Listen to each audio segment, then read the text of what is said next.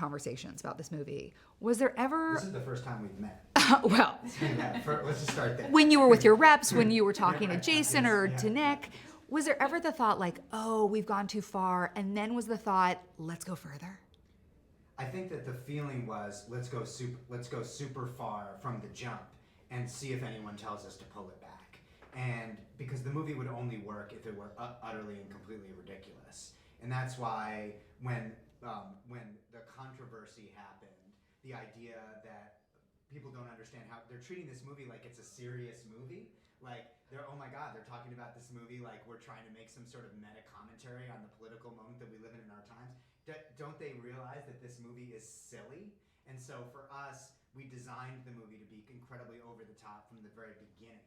5 minutes into the movie, it's very clear when someone gets killed by a high heel shoe that we are not we are not trying to make any commentary on violence in the world.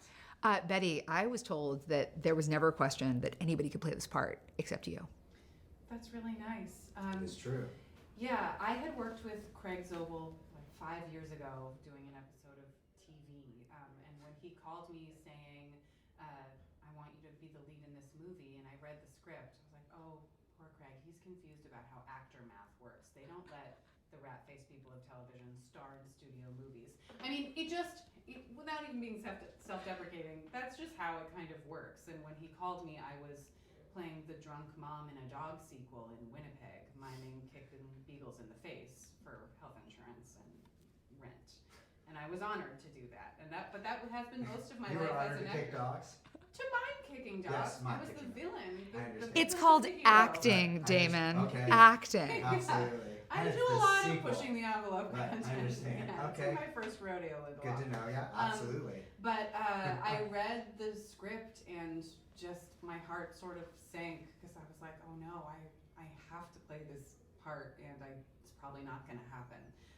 Just because I had a healthy sense of realism about how the business works. And then I made a weird tape in my hotel room with my own recorded voice doing the other lines and somehow got the part. Insane. Not just got the part, you get to have this incredible sequence with Hilary Swank, who snaps into this part like a damn Slim Jim. She's just like, oh, yes, oh. Totally. Can you tell a little bit about that sequence? Yeah, I mean, that was the last thing we shot, and it was sort of the grand finale of dreams coming true for me. Because you destroyed the set in the process. Yeah, we built a kitchen to destroy a kitchen. It was truly insane. Yeah, it was like an ice sculpture of a movie. We ruined the set at the end of the movie. Last question. Damon, do you think that people are going to start wondering if this perhaps is a continuation of Lost? Because you've got people on a plane going to a weird place where crazy shit goes down. Oh, interesting. Will that get people to see the movie? Yes, this is the sequel to Lost. Yep. I really think of the It's Hunt called Also in Lost. a non-actionable way by the Disney Corporation, which owns Lost. But aside from that, I would say you should absolutely need to watch all 6 seasons of Lost in order to understand them. Mm-hmm. But real last question, what do you hope audiences take away from this? I think that the movie has been unfortunately misconstrued as this very intense, serious sort of meditation on this moment in time. And while all movies should be reflective of the time in which they're made, I just hope that people are like, I had a lot of fun watching that movie. The last thing that I expected when I went and saw The Hunt was to laugh and to really enjoy myself.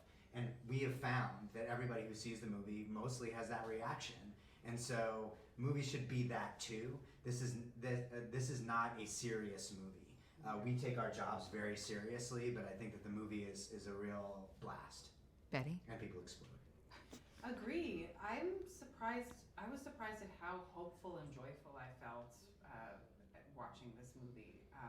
And I think it's a movie that you can take your relative who may vote opposite from you and you both laugh and wince at each other and yourselves.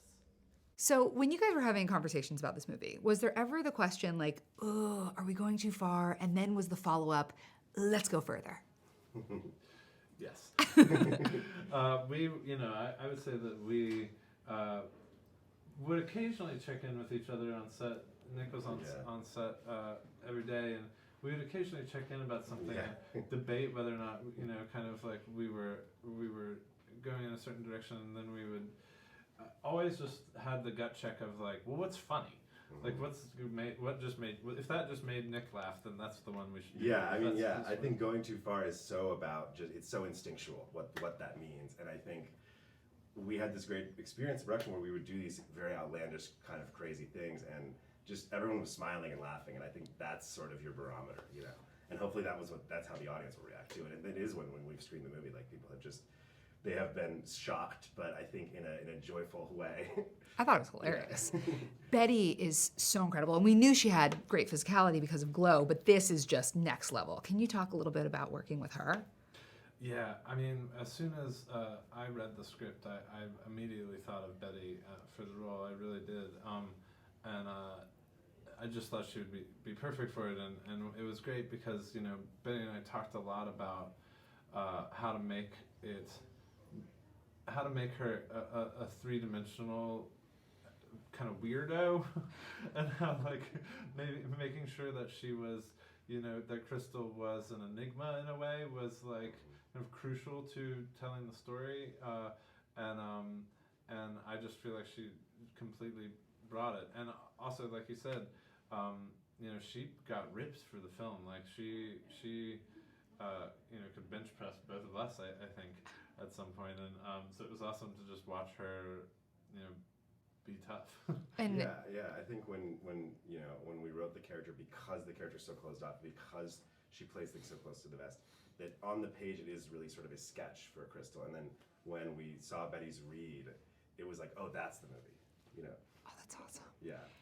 Hilary Swank is just chomping scenery, and it's delightful. Was she in your head when you were writing? She was. We thought about her because we knew that this was going to be sort of the final boss at the end, the last confrontation. And the great thing about Hilary is that she's one of the best actors we have, but also the audiences are inheriting this great like sense of like they know what she can do. They know how incredibly physically imposing she can be. And so I think that just created a lot of tension for viewers and for us watching the movie, because like you were bringing in all sort of like her previous physically imposing like history into the role, you know, like into the character that she was playing. Yeah. I mean, she is the $1 million baby. Yeah, exactly. And Karate Kid. Yeah. Oh my God, And yes. The JJ. next guy. Right? Yeah. Or no, it's not JJ. What's the name? That's Demi Moore. So I was thinking, is it at all possible that this movie will be considered like a follow-up to Lost, because you've got people getting on a plane, landing in a strange place, and then crazy shit goes down? Is it possible? And is it a glimpse into the mind of Damon Lindelof? It's definitely a glimpse into the mind of Damon Lindelof. Damon likes planes. Yeah, he likes planes. That's what the glimpse is. He likes mysterious situations planes. involving strangers in forests. But I never thought about that. Maybe it is a follow-up to Lost. Maybe he's just twisting and riffing on the same theme. But I think it's different enough that it hadn't occurred to me. That's very smart. So I thought this movie was phenomenal, and there has been some controversy around it, but what do you guys hope when it actually lands in theaters finally, audiences take away from it? I hope first and foremost that everyone has a good time. That was really the objective of the movie, and has a blast, and maybe reflects a little bit on kind of like where we are culturally, and maybe like decides that it is worth it for us to all laugh at each other and laugh at ourselves, and kind of take it down a notch in some of our stuff, and then lastly, I hope that people just say, wow, Betty Gilpin is really, really tough, amazing actress, and Hilary Swank is like an amazing foil, and that there's a lot of great action in the movie. Nick? This movie to me is a love letter to America in all of its screwed up glory. So I hope that that's the reaction that people have. I think that we talked about this from the beginning and always had this hope, however ambitious it might be, that like people from sort of all different political backgrounds could sit in a theater together and laugh at themselves and laugh at each other, and maybe it would actually bring them a little bit closer to each other. Where is the buzz? Oh, Where is the buzz? You said We used to be a was singer. mine, Oh, mine. where is the buzz? Woo!